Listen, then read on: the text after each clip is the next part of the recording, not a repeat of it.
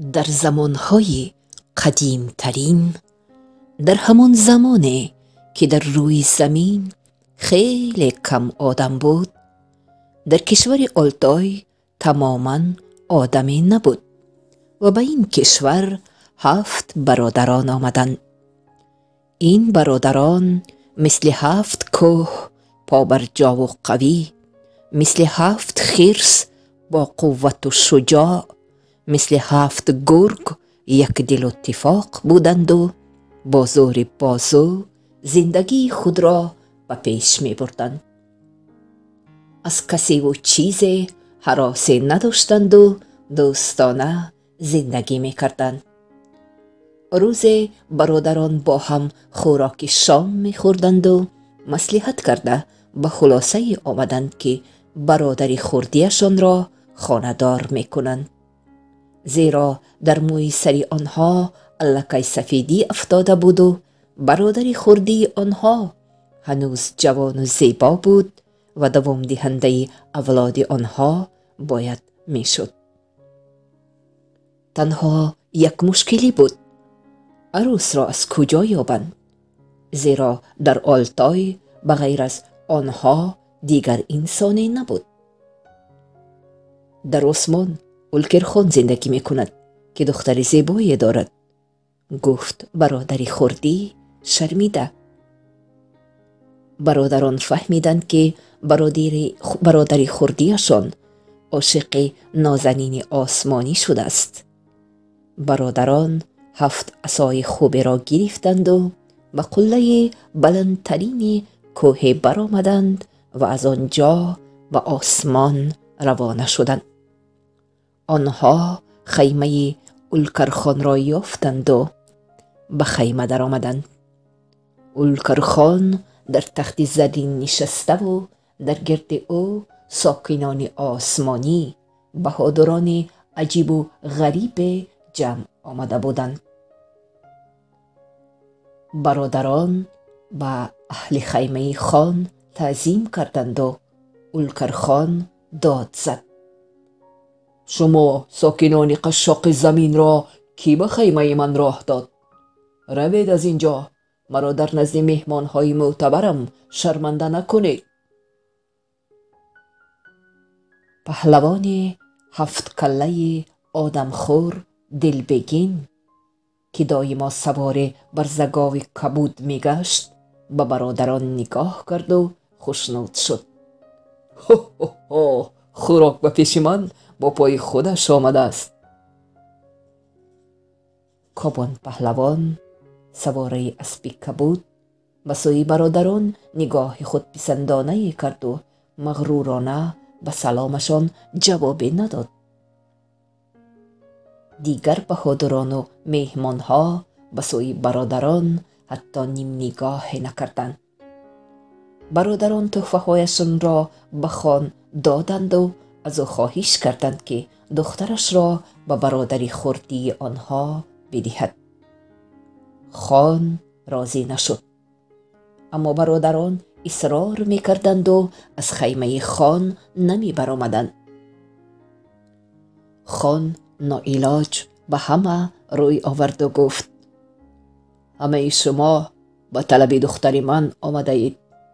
من یک شرط دارم: کسی که شاخ گوزن سیاه را به من بیارد، دخترم را به همون می دهم.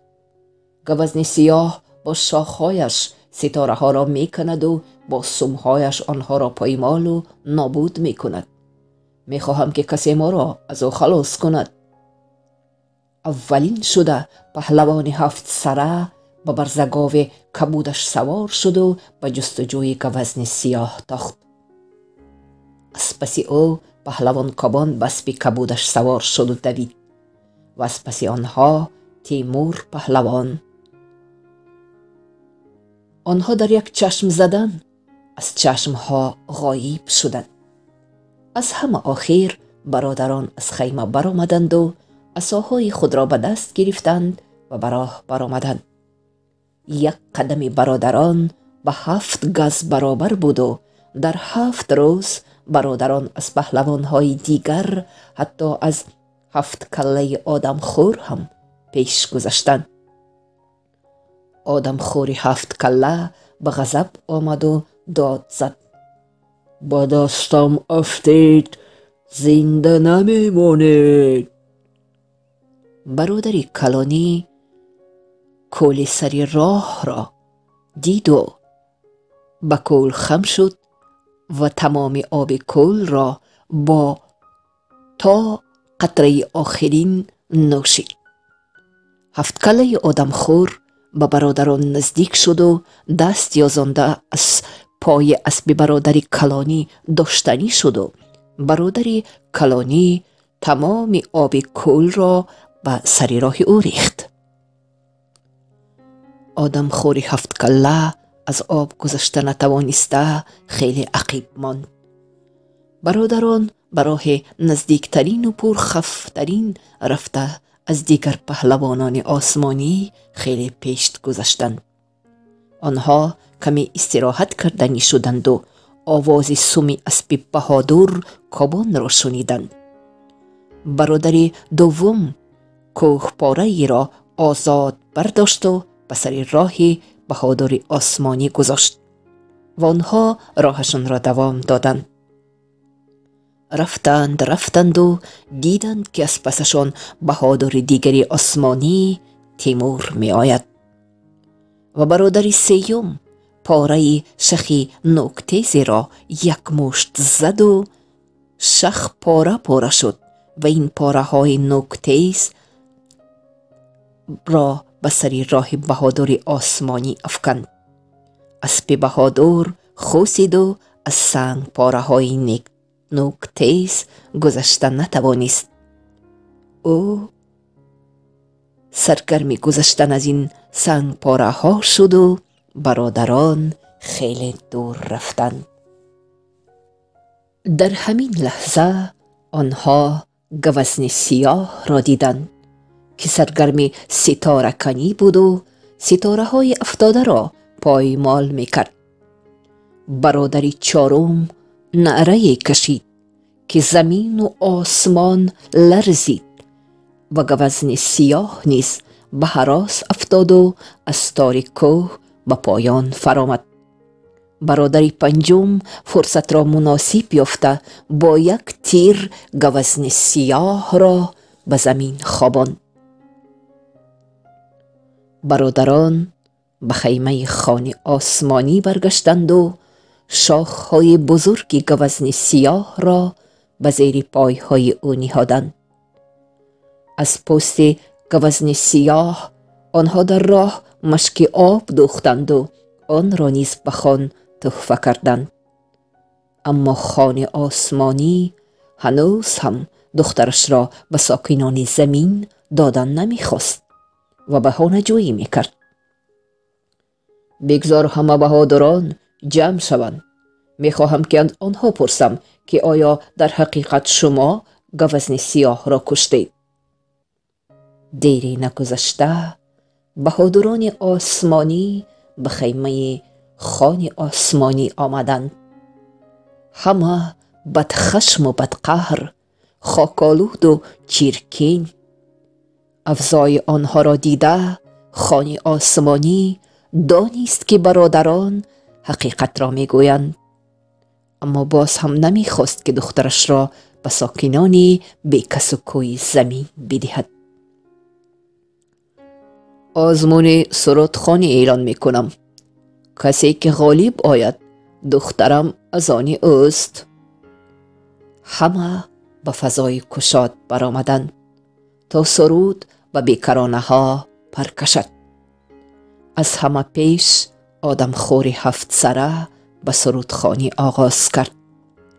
7 کله او با آوازهای گوناگون دغل شوقخون میکردند و آواز او را شنیده پرنده ها پریده دور رفتند. اسب ها هم به دور گریختند و حتی گل ها سر به زیر خاک پنهان کردند. بس، داد زد اولکرخان. او این سرود گوش خراش را شنیدن نمیخواست. نوبت تیمور بهادر و کابان رسید و از صدای محزون و ناهنجار آنها همه در گرد و اطراف زیق شدند. خوابشان آمد. نهایت نوبت برادران رسید و برادر ششم از برخالتش دوتارش را گرفت و به نواختن درآمد. نوای زیبای موسیقی تنین انداز شد و او به سرودخوانی سر کرد. پرنده های پریده رفته باز پریده برگشتند. اسبها سرود را شنیده تاخته آمدند. آواز دلنواز را شنیده از چشمهای خان اشک ریخت. 4 روز سرودخوان برادر ششم، همه مفتون آواز دلنواز او و نازنین آسمانی از خیمه برآمد و برادر هفتم در نزد او به زانو نشست و دست دراز کرد. ما و تو یک گلخن می افروزیم، ما و تو یک خیمه می سازیم، گفت دخترک و دست به دست جوان گذاشت. دخترک با برادران به زمین آمد. توی و تماشا کردند و برادر خردی را خانه‌دار کردند. ولکرخان باشد از دخترش رنجید. او هر روز به زمین از آسمان رعد و برق و برف و باران شمالهای آتشین می غراند و به برادران و ساکنان زمین روز نشان نمیداد. هر روز در زمین آلتای یک فلاکت از دست خان آسمانی روی میداد. مردم سرسان و سرگردان.